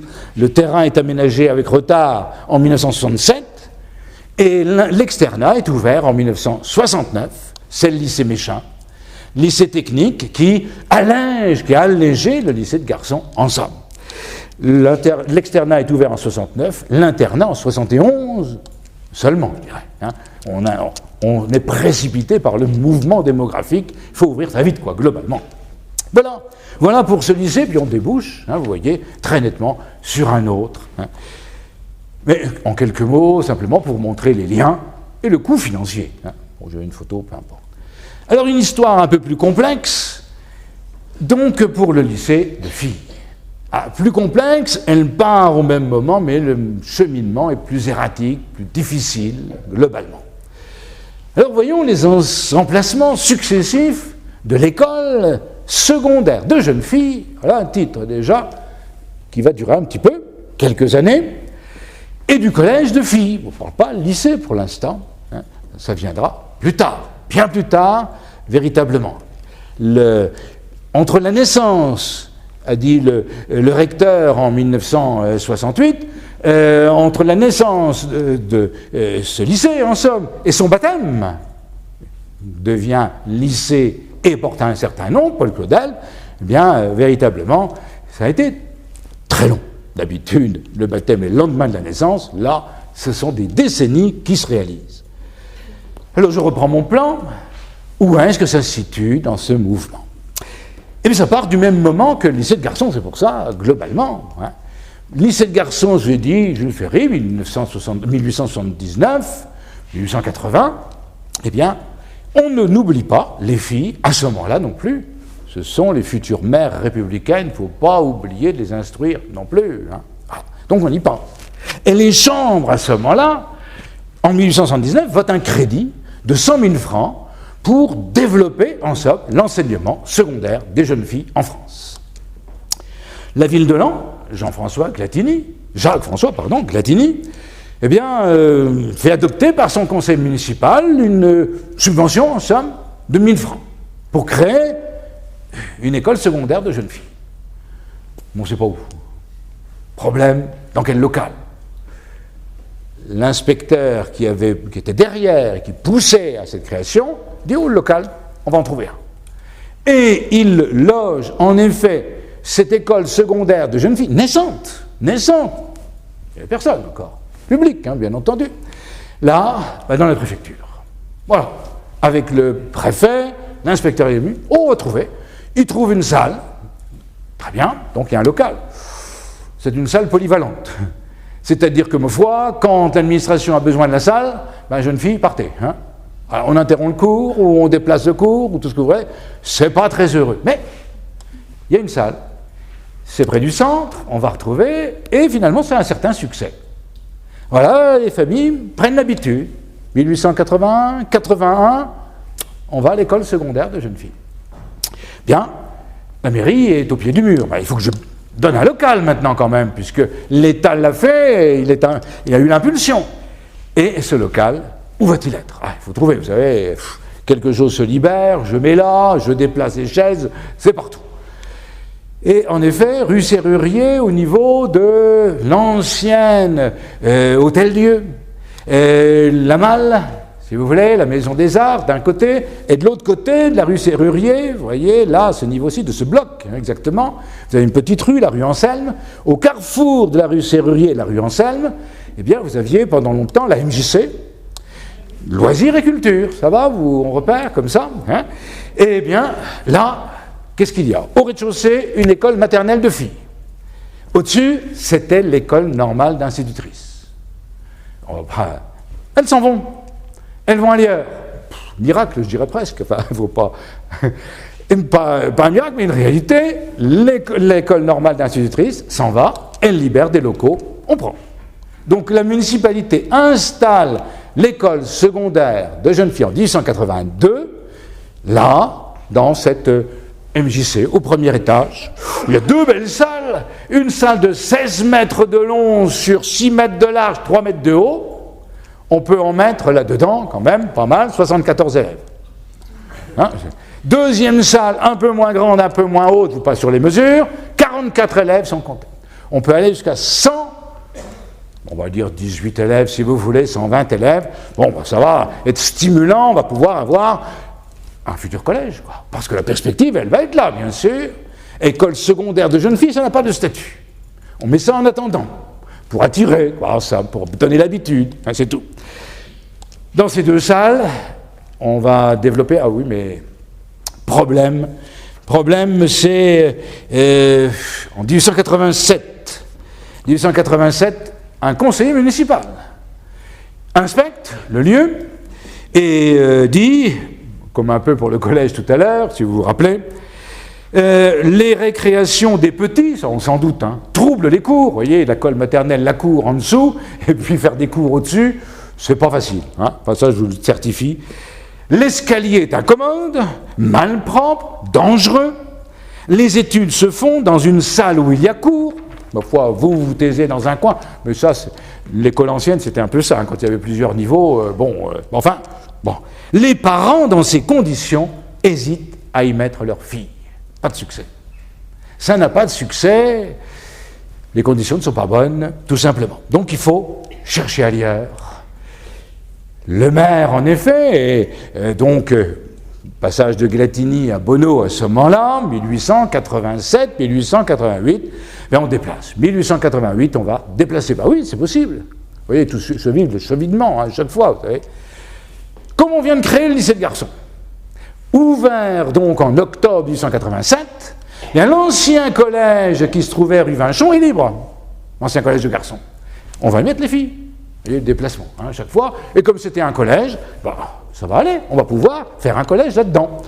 Voilà donc les filles en troisième moment, là, l'école secondaire de filles, qui se retrouve au 48 rue Vinchon. 48 rue Vinchon... Oui, bien sûr, il y a l'espace, mais ça ne marche pas. Ça ne marche pas. 51 élèves pour 2 classes de primaire, toujours un petit peu de primaire, hein, pour accrocher. Bon, il y a pour 2 classes de primaire, où ça fait à peu près 24 élèves, et les 27 autres répartis en 3 années d'école secondaire. Ça fait quand même 9 élèves par classe. Pourquoi cela? On dit c'est trop loin. C'est trop loin du centre. Les parents hésitent à envoyer leurs filles là-bas. Il faut se rendre compte que, bon, au bout de la rue Vinchon, là-bas, revenir chez soi le soir, l'hiver, des filles toutes seules, dans le noir, dans des rues médiévales, et sans forcément beaucoup d'éclairage, c'était peut-être risqué. Ouais, ils ne les envoient pas, c'est tout. Comme ça ne marche pas, en somme. Alors il faut trouver un autre endroit, plus près du centre. C'est pour ça que c'est erratique, hein, globalement. Plus près du centre, eh bien, on va trouver ici rue des Cordeliers. Rue des Cordeliers, en effet, on va le prendre un petit peu. Alors, c'est une histoire longue que je ne fais que dire un tout petit peu, mais vous pouvez apporter un article que j'ai fait sur la question, c'est tout. C'est tout cet ensemble-ci entre, voilà, ça c'est le cadastre de 1845 qui nous aide, entre la rue Châtelaine qui passe ici, et vous avez ici le 52 de la rue Châtelaine, vous pouvez l'observer toujours, et la rue des Cordeliers qui se trouve là. Vous avez ici des habitants de Laon, les Marquettes, nobles familles des XVIIe, XVIIIe siècles, qui ont fait leur propriété un hôtel.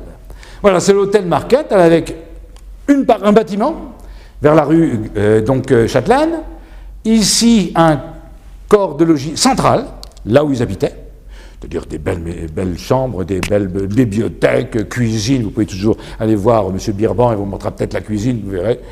Et puis ici, des petites maisons, rue des Cordeliers, ils rentrent par ici, globalement au porche qui est toujours là. Donc voilà cet emplacement, c'était les Marquettes, les signés. Le bureau de bienfaisance est installé là pendant quelques années.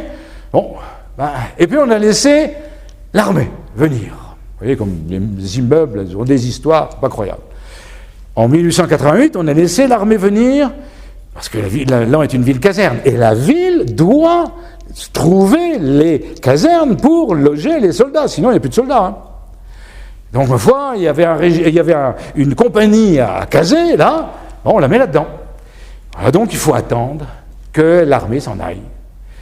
Et elle va partir en 1893. Alors, on prépare tout pour amener le collège de la... je base là-dessus, bien sûr, de la rue Vinchon, dans cet hôtel, qui était donc l'hôtel Marquette, si vous voulez. On va le reprendre par ce nom.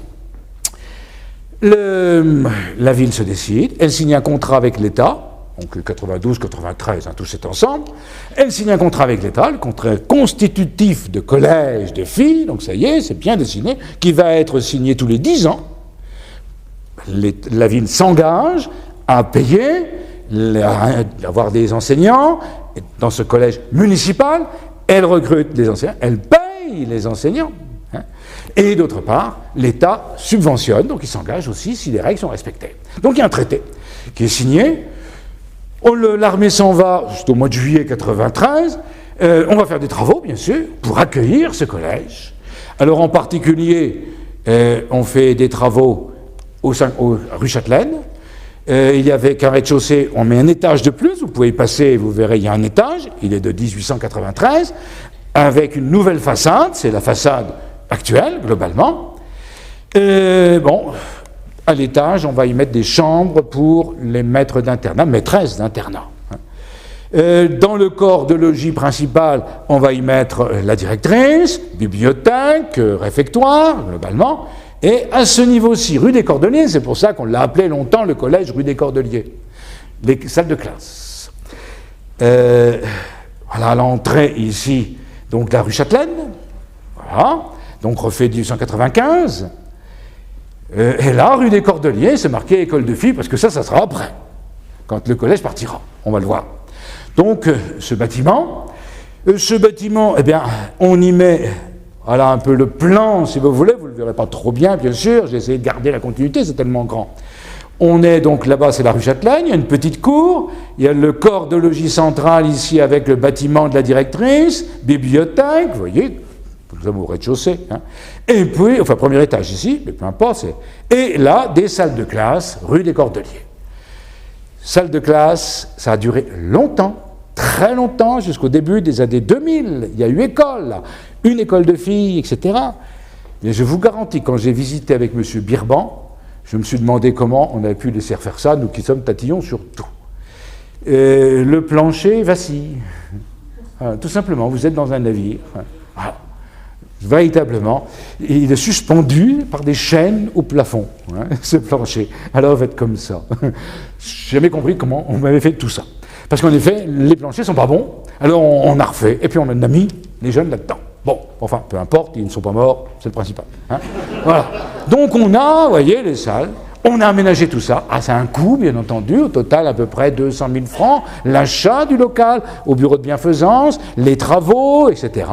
200 000, l'État prend la moitié à charge, la ville doit dépenser encore 100 000 francs. Elle est avec le lycée d'un côté, considérable, et là, le collège de jeunes filles, puisque maintenant on peut parler de collège, rue des Cordeliers, avant c'était l'école secondaire, c'est fini. Voilà, donc les filles s'installent dans ce collège, rue des Cordeliers. Voilà pour... j'essaie d'éliminer pour ne pas vous garder trop longtemps, c'est tout. Dans ce collège rue des Cordeliers... Ah, si, je vais quand même peut dire une chose. Je vous ai dit qu'il y avait un contrat signé entre la ville et l'État. En particulier pour les enseignants, vous ai-je dit. Les classes, les enseignants, qui est dans ce collège. Alors on mène pas au baccalauréat, pour l'instant. La perspective, ce sera déjà le brevet. Et pas tout de suite. Alors il y a quand même, donc je vous ai dit, 2 classes de primaire, donc 2 maîtresses, qui sont donc payées par la ville. Et donc il y a 3 années de collège proprement dit. 3 années, première, deuxième, troisième année. Donc combien de professeurs ? 2 professeurs. Je dirais 2 professeurs et demi parce que la directrice est à mi-temps directrice et à mi-temps enseignante, globalement. Voilà le niveau. On ajoutera quand même 3 enseignants à temps partiel, quelques heures, la gymnastique, le dessin, la musique. Voilà, les enseignements complémentaires, si vous voulez. Ça, c'est au début. Petit à petit, on met, évidemment, les élèves sont là, ont âge à les retenir, donc de faire une 4e année, une 5e année, c'est fait en 1901, on va véritablement, au brevet, entrer à l'école normale. À ce moment-là, c'est presque le nec plus ultra pour la plupart des filles, en effet, d'avoir son brevet supérieur, et à l'occasion l'entrée à l'école normale pour pouvoir enseigner. C'est le grand objectif. C'est réalisé avant la guerre. Et puis ça marche pas mal. On était parti d'une 50aine, vous disais-je, on arrive quand même à peu près 130 à la veille de la guerre. 130 à la veille de la guerre, Collège Foch. Alors, je ne sais pas si vous avez... Oui, ça va à peu près. Pour ce Collège Foch, en effet, c'est que la municipalité se rend compte, lendemain de la Première Guerre mondiale, l'accroissement des effectifs. Ça marche bien. Bon, plus d'élèves, je vais vous dire un peu pourquoi, mais enfin, c'est ce qu'on constate.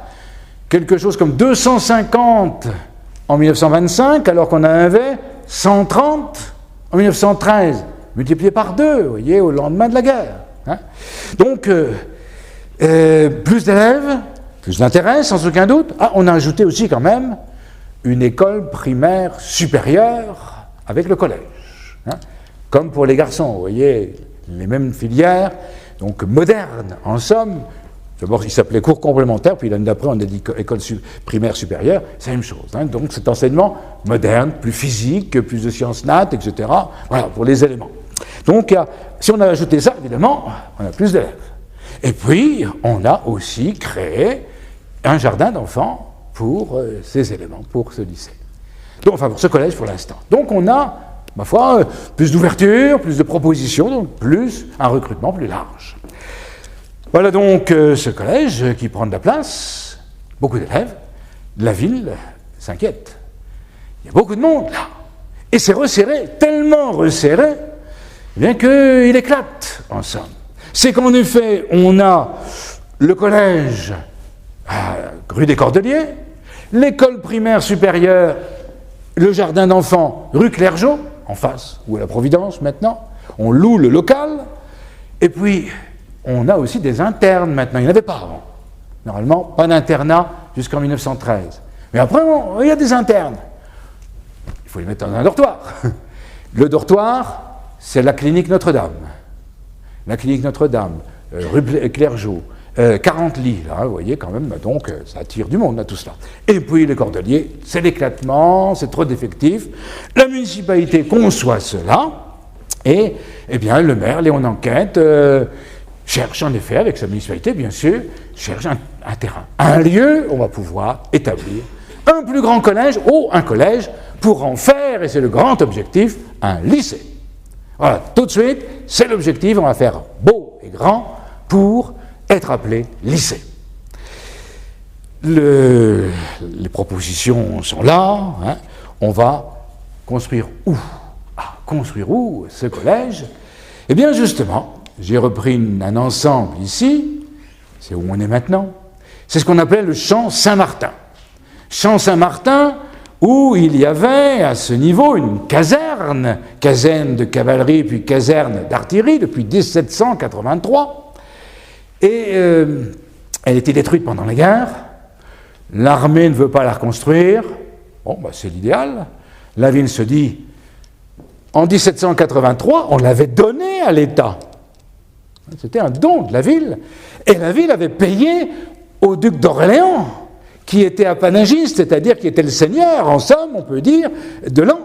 Et donc, il a fallu lui payer le terrain pour le donner gratuitement à l'État. Et en face, une caserne. On va le récupérer, la moindre des choses quand même. On vous l'a donné en 1783, redonnez-le maintenant quand on en a besoin. Et puis surtout, vous n'en avez plus besoin, ça ne sert plus. Bon, on va faire tout cela. La ville prévoit dans ce cadre un plan d'aménagement, une sorte de cité-jardin, avec une place circulaire, le Moine actuellement, et des rues rayonnantes, Ferry, Secaldi ou autres, et puis une future place circulaire également, ce sera la place du 13 octobre pendant longtemps, place Foch par la suite, avec des rues également, la rue des Casernes, rue 13 octobre maintenant, et ça va aller jusqu'au bout, ce sera la rue Sauveau à l'aménagement. Oui, mais alors, et là-dedans, eh bien on va mettre le lycée. Donc dans cet aménagement, alors on va mettre le lycée là-dedans, ce futur lycée, ce collège de filles. L'armée, non, vous payez, vous nous rachetez. Moi, il y a une loi en 1791 qui dit que puisque on a ce terrain et qu'on a bien respecté nos engagements, c'est-à-dire qu'on a mis une caserne dessus, c'est notre propriété, donc payez. Voilà, ça, ils ne s'attendaient pas à ça, hein, évidemment. Enfin, c'est comme ça. Elle est gentille quand même, l'armée. Là, pour cette partie-ci, 2 francs le mètre carré, ça va. D'accord? Pas trop cher. Et ma foi, on peut construire, on peut commencer de construire. Là, ça va se faire ici. C'est lotissement, maison par maison, maison individuelle que vous avez toujours. Hein. Voilà. Ah là, c'est l'emplacement de l'ancienne caserne. Puis vous le voulez vraiment. Hein. 7 francs le mètre carré. Voilà. Donc ici, elle renacle. Elle finit par accepter de vendre ce qui était en jaune, vous voyez ici, 2 hectares, un peu plus, en mars 1928. Hein. Un mille temps, entre 1925, les tractations, et 28 pour signer, vous voyez que c'est dur. Hein. Et il y en a eu des débats, etc. Et puis, quelques mois plus tard, elle accepte quand même je pense que j'ai le dessin, oui, voilà. Voilà, donc c'est la première partie achetée, et il y a une deuxième pour cette partie-ci qui va être achetée au mois de septembre. Un peu moins cher, mais enfin quand même. Hein, au total, il faut débourser. Le reste, l'armée garde. Pas question.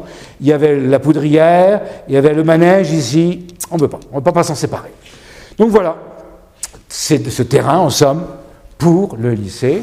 Terrain, comme on le voit, c'est dans le cadre d'un plan d'aménagement de la ville, avec des rues rayonnantes, d'une part. Ce terrain cédé par l'armée. Et puis, quand même, l'armée, vous savez, elle impose, hein, et dans ce qui était l'allée centrale de la caserne, servitude militaire. Donc face au collège, hein, à l'entrée du collège. Je ne sais pas si Mme Pringuet, plus tard, aurait accepté beaucoup. Mais vous avez ici une servitude militaire, on a un terrain militaire, il faut avoir le droit de passage. Donc tout cela, si vous les mêlez, bien fait qu'on a la forme caractéristique du lycée, du collège, pardon, moi-même je vais comme les Lannois sont là, je voulais le lycée, eh bien, triangulaire. Voilà. Donc vous voyez, ça vient du plan d'aménagement, surtout, mais enfin, du poids de l'armée, véritablement aussi. Voilà donc le terrain, on l'a, mais dès avant, hein, on a lancé un concours d'architectes dès 1925, bien avant d'avoir exproprié. C'est quand même hasardeux, hein, véritablement. Bon, pour avoir le plan de ce lycée. Donc on y tenait. Ce lycée qui va être, enfin ce collège de jeunes filles, hein, on l'appelle lycée quand on le crée. Ça, c'est le dessin de l'architecte Bassompierre, suite à un concours d'architectes, hein, de Paris. enfin, ils étaient 3, mais enfin, Bassompierre le premier, qui va proposer ce plan, en effet. Donc, proposition, en effet, et puis le coup après, on va lancer les appels d'offres un peu plus tard, quand même, mais toujours avant d'avoir exproprié quasi les éléments, pour donc un coût total, externat, internat, de plus de 4 millions de francs, 4 millions, 400 000, si vous voulez, avec les terrains, etc., à financer. C'est la ville qui est maître d'œuvre. C'est la ville qui se charge de cela, véritablement. Plus le fonctionnement, après, tout ce que vous voudrez. Ce sera un collège municipal, c'est la ville, point. Donc avec les frais d'investissement, les frais de fonctionnement, etc. Donc Bassompierre fait ce local, fait le plan, bien sûr, de ce collège, en effet. Voyons-le, hein, ce collège, je signale tout simplement, qui va être content, qu'on paye un peu plus cher parce qu'on veut la pierre soit meilleure de Chavignon par rapport à celle de Coligny. Voilà. C'est vrai qu'on cherche toujours une différence de pierre, et c'est dans toutes les constructions à Lens, c'est toujours comme cela. Voilà donc l'établissement, ça c'est la façade, vers la place du mois d'octobre, du 13 octobre, vers le nord, c'est-à-dire vers les remparts. Hein, la place du 13 octobre, elle est à l'est, si vous voulez, où c'est place Foch maintenant, quoi, globalement, et également vers les remparts. Hein. Donc c'est la façade, là, vous voyez, style de pierre, véritablement, bon, passons. Je remarque tout de suite, pour ne pas trop y revenir, on va voir le plan proprement dit, que vous avez un pavillon et 2 pavillons ici, face à ce bâtiment, qui est le bâtiment administratif, l'entrée, quoi, globalement. Et ces pavillons, ben, vous avez le pavillon de la surveillante générale du collège et le pavillon de la directrice, les gardiennes du temple, hein, véritablement. Voilà, elles sont posées là. Elles auront leur construction, elles ont leur maison. Alors le plan, c'est pour voir l'ensemble, vous voyez, triangulaire, hein, avec là encore des secteurs, des cours véritablement qui séparent hein, véritablement les éléments. Et vous avez le bâtiment administratif, je le prends sur l'ordinateur, c'est idiot. Vous avez le bâtiment administratif, ici ce sont des préaux, je vais vous en parler dans l'extension. Vous avez la cour d'honneur, toujours le cas, hein, cette cour d'honneur. À côté, vous aviez une cour, c'est pour le primaire, avec l'école primaire supérieure. L'école secondaire, la cour de l'école secondaire, vous avez les classes qui se trouvent à ce niveau, ça primaire, secondaire. Hein. Là, vous avez des grandes salles de physique, de chimie et autres. Hein. Donc tout ça, c'est l'externat, hein, véritablement. Donc une moitié externat. Voilà, je vous le présente un peu plus grand hein, dedans. Je ne dis pas trop de choses. Vous voyez peut-être, je ne sais pas si de loin vous voyez grand-chose, hein, alors donc j'insiste pas de trop, mais enfin, vous voyez, les éléments administratifs. Le pavillon de la directrice, le pavillon de la surveillante générale, globalement. Et ici, on va le voir, des préaux couverts. Hein. Voilà pour cet élément. Ah, petite note peut-être un tout petit peu, dans tout ce qui est donc ici bien séparé, bien aéré, en somme, par des cours qui délimitent les bâtiments, vous en avez encore les traces, hein. Eh bien, les ordres étaient d'ailleurs que ce soit un bâtiment, en somme, ce lycée sain, agréable, de vie familiale. Vous voyez, les ordres étaient là. On veut une vie, en somme, où les gens se plaisent, quoi, les enfants se plaisent, hein, dedans. Bon, avec une hauteur est donnée, 2 étages maximum, des pavillons séparés, on a bien ça. Il suffit de regarder, je vous montrerai quelques photos hein, pour finir.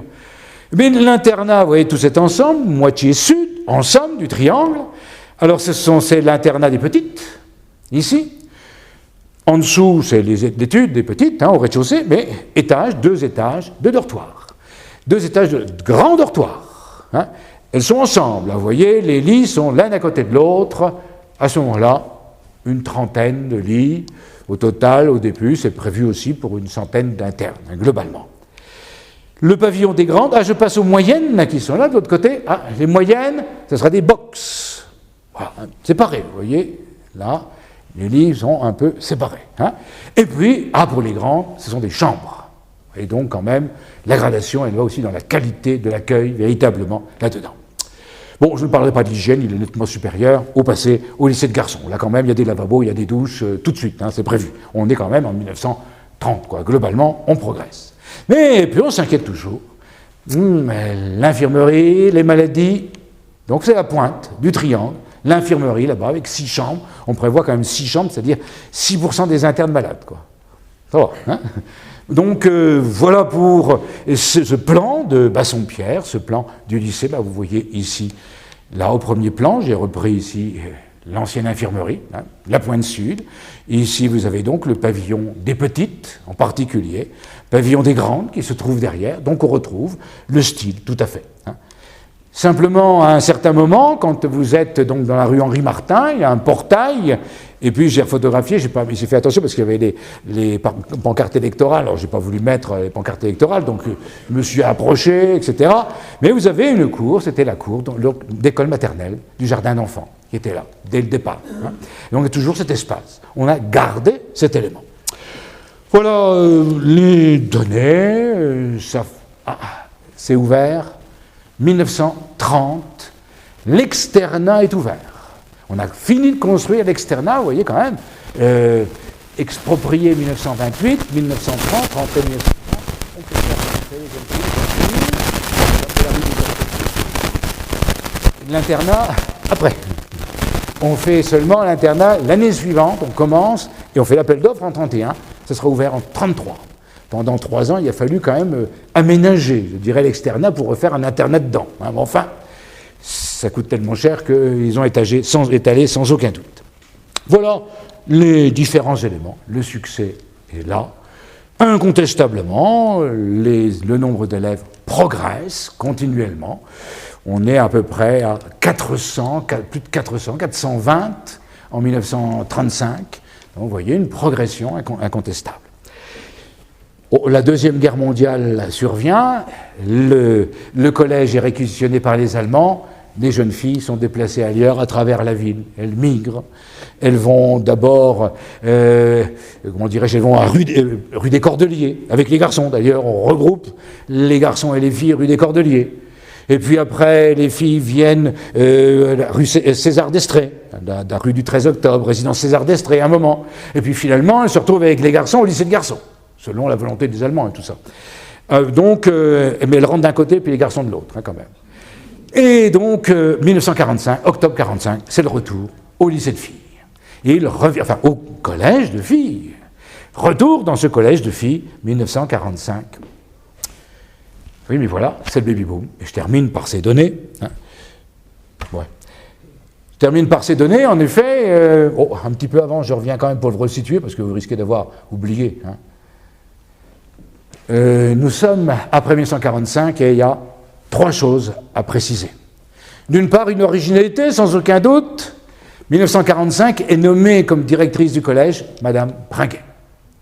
Elle va rester jusqu'à la fin de mon exposé. 28 ans de présence, c'est pas question de turnover moderne, là. Hein. C'est son collège, incontestablement, et certaines s'en souviennent, ô combien. Hein. Voilà donc un premier élément original, c'est vite fait. Deuxième, évidemment, eh bien, il y a la nomination, le titre. C'est toujours collège municipal. On a fait collège Place Foch tout de suite pour avoir un lycée. Pour que la ville ait son lycée, le lycée national. Pas question, l'État fait la sourde oreille. À chaque fois qu'on lui demande, il fait la sourde oreille. Et les filles, dans les années 30, globalement, les filles qui veulent passer le bac, ne sont pas nombreuses, il y en a quelques-unes, elles prennent l'habitude d'aller passer le bac au lycée de garçons, de suivre les cours de première et de terminale au lycée de garçons. Donc, on est dans le cadre d'un collège proprement dit. Avec le lendemain de la Deuxième Guerre, et le baby-boom, c'est le gonflement des effectifs. Donc on va changer de titre, progressivement, lentement, encore, et puis l'extension du collège, du collège, en effet. Alors, première extension, 1953, vous voyez que ça va vite. 1953, plus d'internes. Il faut faire des dortoirs. Et en effet, 2 dortoirs sont créés, donc très vite. 2 dortoirs par surélévation au-dessus des préaux couverts, donc de cette façade, en somme, de la place Foch. Voilà, 2 dortoirs, bon, ça c'est rien. C'est anecdotique, presque, on pourrait dire. 2 dortoirs d'une quarantaine de lits, quand même, hein, vous voyez l'élément. Mais tout de suite, ça monte, les effectifs, continuellement, véritablement. J'ai pris 2 dates. Entre 56, la rentrée de 56 et la rentrée de 57, 30% d'effectifs en plus. On passe de 560 à 730. Et là, on s'imagine difficilement. Là, vraiment, la montée, l'arrivée des jeunes dans tous ces établissements, globalement du secondaire. Alors, il est prévu, bien entendu, un plan d'extension pour satisfaire, pour accueillir tous ces jeunes, nombreux. Extension, alors, entre l'État et la ville, négociation, bien sûr. Il faut voir qui fait quoi. La ville doit être maître d'œuvre de la transformation du bâtiment qui était l'externat précédent pour faire des dortoirs, pour faire de l'internat. Donc elle a des transformations à faire. C'est elle qui finance, c'est elle qui en est chargée. Voilà. Et l'État quand même s'approprie quelque chose d'autre, puisque tout devient quasi internat ici, il faut de l'externat bien sûr. Eh bien l'externat, tout simplement, ce sont des bâtiments que l'on connaît. Je reviens. Voilà. C'est l'État qui est maître d'œuvre ici, qui finance, donc ça va quand même. Vous voyez qu'il y a un petit peu de changement de mentalité. Avec ce bâtiment qui était refait quand j'y étais encore et qui était pendant que je faisais cours. Alors c'était pas très gai, mais enfin bon, c'est tout. 63 salles d'externat, 3 salles de cours, globalement. Vous avez ici donc un préau, 2 préaux qui ont été faits, et au-dessus d'un préau, à ce niveau-ci, le gymnase. Alors l'ensemble, est inauguré en 1961. En 1961, tiens, on voit quelque chose d'écrit à un endroit, je vais vous reprouver, on n'est pas encore en lycée.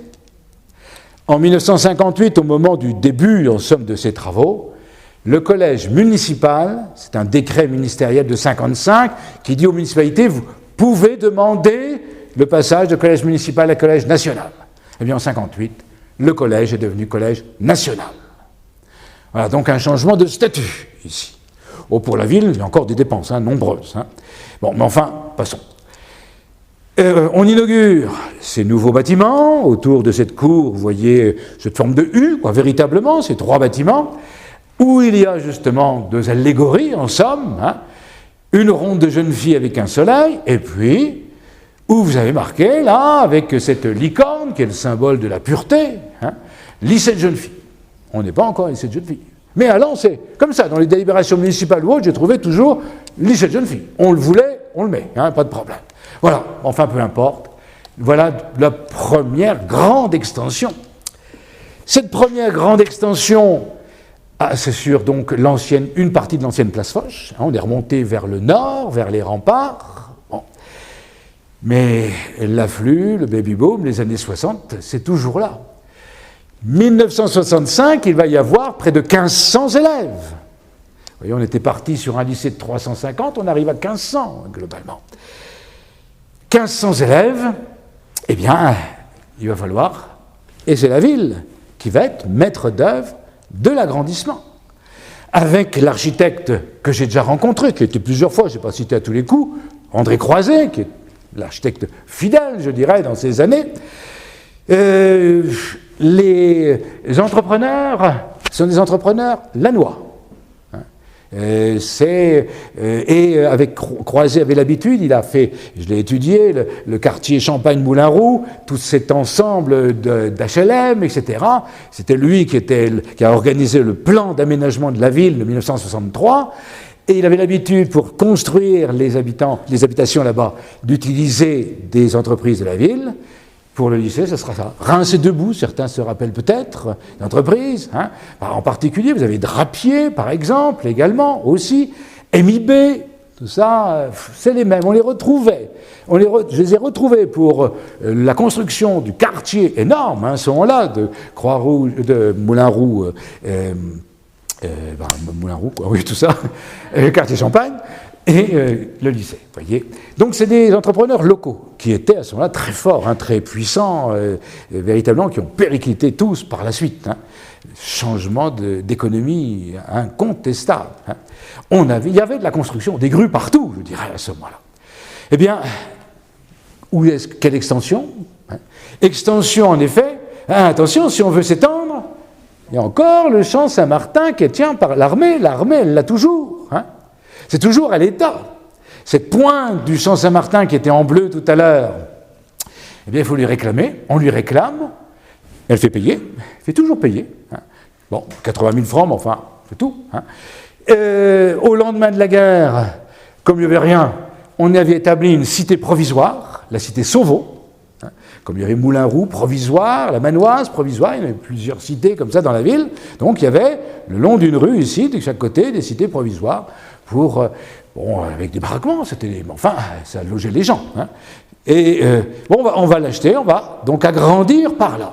Oui, mais attention, 1500 élèves, près de 500 internes, il faut les mettre quelque part. Alors, la ville, proprement dit, ma foi, eh bien, se débrouille avec des transformations à nouveau ici. Vous avez des grosses transformations. La façade précédente est détruite. On refait des bâtiments administratifs. Vous voyez le petit carré peut-être là? Le bâtiment, donc la maison de la directrice, la maison de la surveillante générale, rasée. Tout est transformé de ce point de vue, puis on y met même une petite statue, je n'ai jamais su ce qu'elle voulait dire, mais enfin, c'est pas grave. Voilà, à ce coin-là, vous voyez, tout est là, dans cet aménagement. Donc, qui va se réaliser, ça va se réaliser à partir de 68 jusqu'en 72, cet aménagement. Alors, il faut accueillir.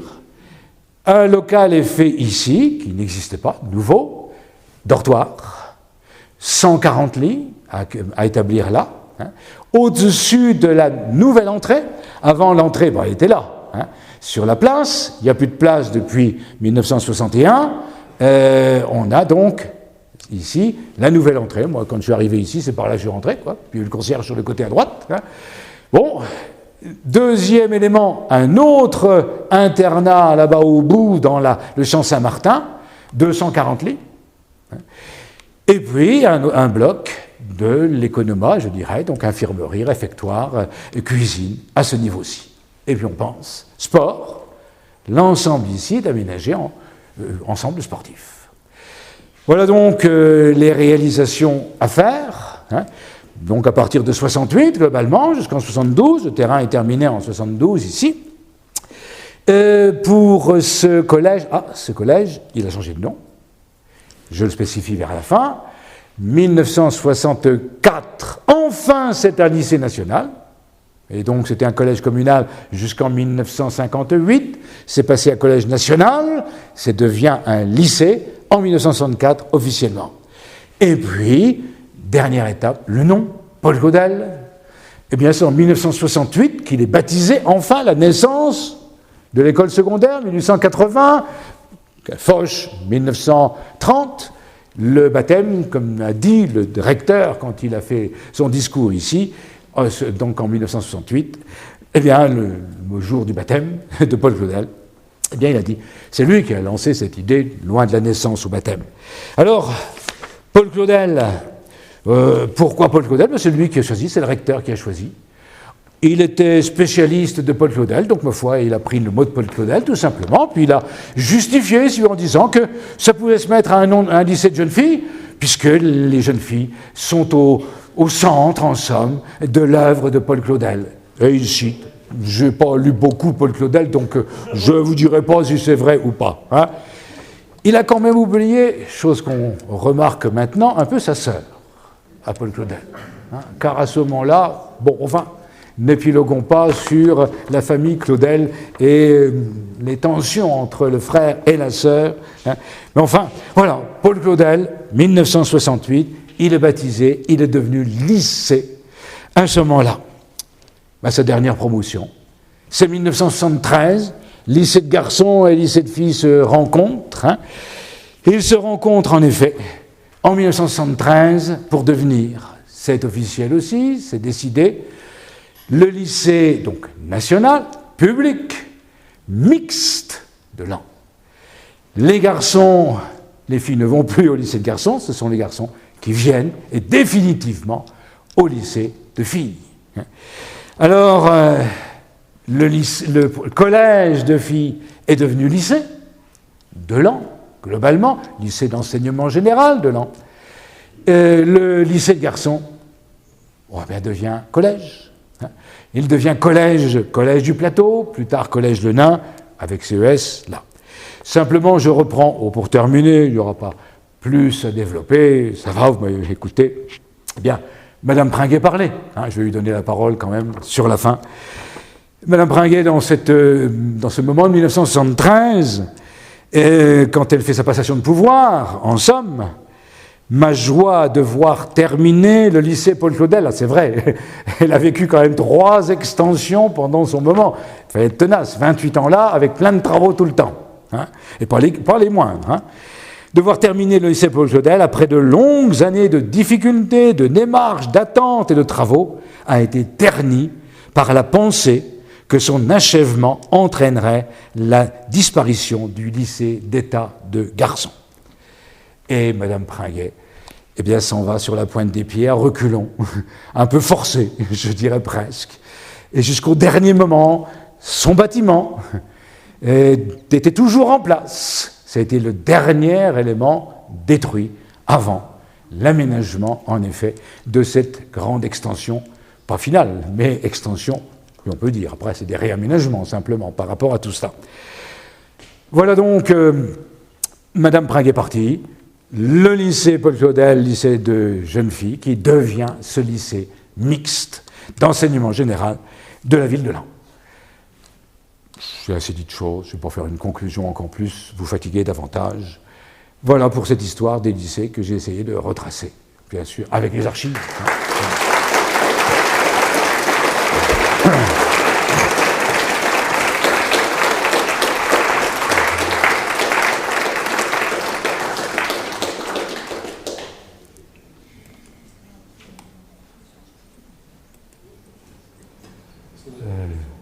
Non. Merci beaucoup, M. Carême. C'était excessivement passionnant, comme d'habitude. Est-ce que vous souhaitez poser des questions à notre spécialiste pour cette occasion? Je sais qu'il y a des gens très calés aussi. Monsieur Signé. Oui, je ne sais pas si je peux répondre, vous savez. Moi, ce n'est pas une question, c'est une précision que vous rapportez. Beaucoup savent que justement, sur l'histoire du lycée, j'ai fait un site des lycées sur lequel vous pouvez probablement, si vous êtes des enseignants, vous trouver la photo, puisqu'il y a maintenant plus de 1000 noms d'élèves et 4500 noms retrouvés. Tous les noms retrouvés au lycée de garçons de 1919 à 1966, si ma mémoire est bonne, et avec donc tout un tas d'éléments au fur et à mesure qu'on vous les trouver, mis sur l'histoire du lycée, surtout des cartes postales, de livrets 1933 avec les photos, avec les prix que ça coûtait, avec ce qu'il fallait mettre comme vêtements pour les pensionnaires, même chose pour le lycée de garçons. Vous trouverez l'histoire, comment le lycée de garçons a été bombardé en 1918, le dégât des 5 bombes qui sont tombées dessus, tout un tas de choses. Mais je cherche surtout des renseignements complémentaires parce que j'ai pu avoir dernièrement une revue des parents d'élèves qui s'appelle aux parenthèses, et c'est le seul exemplaire que j'ai pu trouver, qui en est au numéro 63, donc il a duré très longtemps, mais c'est le seul document qui donne les noms des professeurs. Or, ceux qui étaient demandés sur le site, ce sont les noms des professeurs. Et là, j'en ai pas mal. Si vous pouvez retrouver d'autres numéros de parenthèses dans vos archives, ou ceux de vos parents ou vos enfants, si vous voulez, je suis preneur. Alors, le site, c'est assez simple. Vous tapez ancien élève du lycée de Laon, première page, première ligne de Google. Et il est très visité, tous les noms me sont donnés par les gens qui nous envoient. Et donc, pour compléter complètement ce que vous avez entendu ce soir, et là, vous pouvez voir des cartes postales, des photos. Et je cherche aussi, ce que je n'ai pas encore trouvé, ce sont des photos des cours où il y avait des préfabriqués. Ils ont quand même resté au lycée Claudel et au lycée de garçons pendant des années, puisque moi j'y ai été surveillant. Et je n'ai jamais trouvé aucune photo où il y avait ces FABC. C'est dommage. Appel entendu. D'autres des questions? Alors, quelques mots quand même sur les différences d'enseignement entre le collège de jeunes filles et le lycée de garçons. Est-ce que un peu les cours, est-ce que ce sont les mêmes? Ah ben ça, je n'ai pas rencontré d'éléments, il faut ça, c'est l'enseignement général.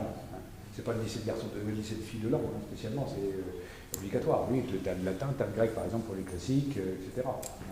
Mais bon, spécifiquement, oui, c'est la même chose, puisque tu as des programmes quand même qui sont établis, globalement, quand c'est classique, c'est en dehors de français ou autre, ça c'est général ça.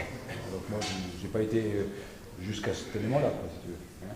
Je vais garder aux spécificités dans la construction, puisque c'est surtout ces archives-là qu'on a. Bon, c'est peut-être un peu plus fastidieux que le reste, parce que c'est la construction, mais enfin, puis avec un axe, c'est que la ville finance énormément et impulse énormément. Mais sur l'enseignement proprement dit, il y a simplement que le collège ne va pas, pendant un temps, il ne va que jusqu'au brevet pendant un temps, si tu veux, guerre 14 pour le collège de jeunes filles, quoi. Et après, le collège mène les filles aussi au bac, mais ces filles se déplacent. Donc, ce sont les mêmes enseignements. Pour qu'elles arrivent au lycée de garçons en première, il faut qu'elles aient les mêmes bases, globalement, qu'elles vont suivre le même enseignement. Donc, ça, c'est dans l'histoire de l'enseignement en général, globalement, pour les programmes. Donc, là, on n'est pas spécifique, globalement. La différence, c'est ce que j'ai donné entre classique et moderne, qui a duré longtemps. En 1902, ça va être des noms différents, ça va être A, B, C, D qui vont être donnés, choses qu'on retrouve par la suite, globalement. Et puis, pendant les 4 années, c'est A, B, C, D, puis après, ça devient que A et B, si je ne m'abuse, c'est-à-dire il n'y a plus que deux sections, globalement, pour terminer. Voilà.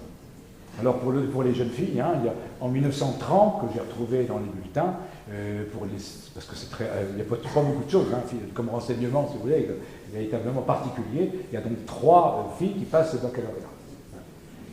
Et il y a 6, le baccalauréat, deuxième partie. Vous en avez 6 qui passent cette première partie.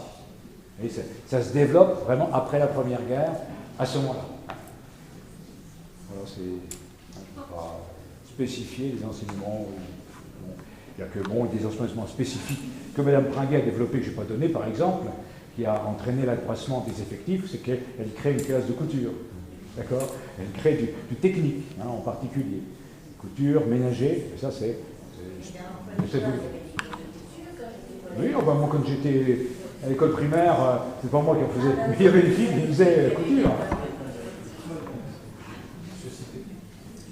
Je voudrais apporter une précision. Les travaux dont M. Carré a parlé sur l'établissement 50 ont été filmés par Mme Pringuet.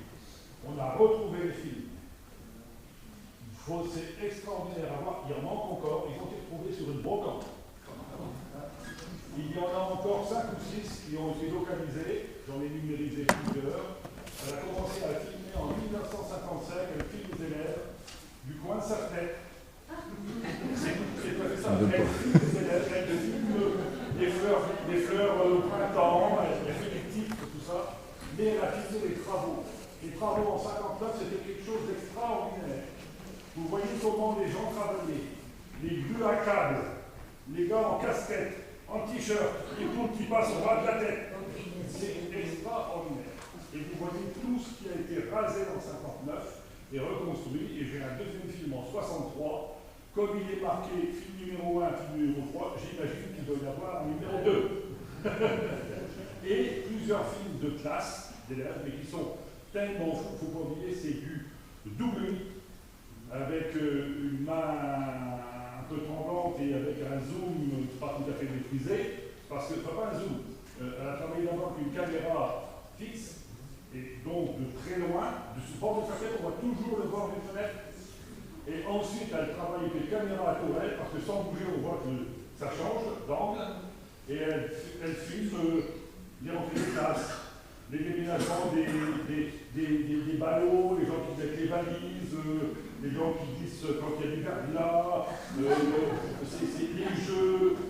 les jeux au ballon, les jeux au volant, les jeux à à courir autour des... tout ça, c'est pas très net, mais c'est très intéressant, et je pense que quand on va récupérer l'ensemble de tout ça, faire un montage pour raccourcir, parce que il y a des longueurs, évidemment, bon, mais il sera intéressant, et monsieur le professeur est au courant, de refaire à ce moment-là une présentation.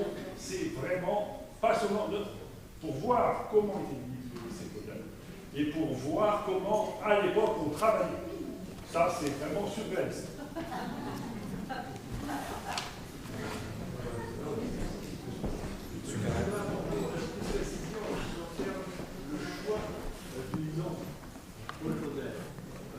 Mademoiselle Panier est à l'origine de ce nom-là.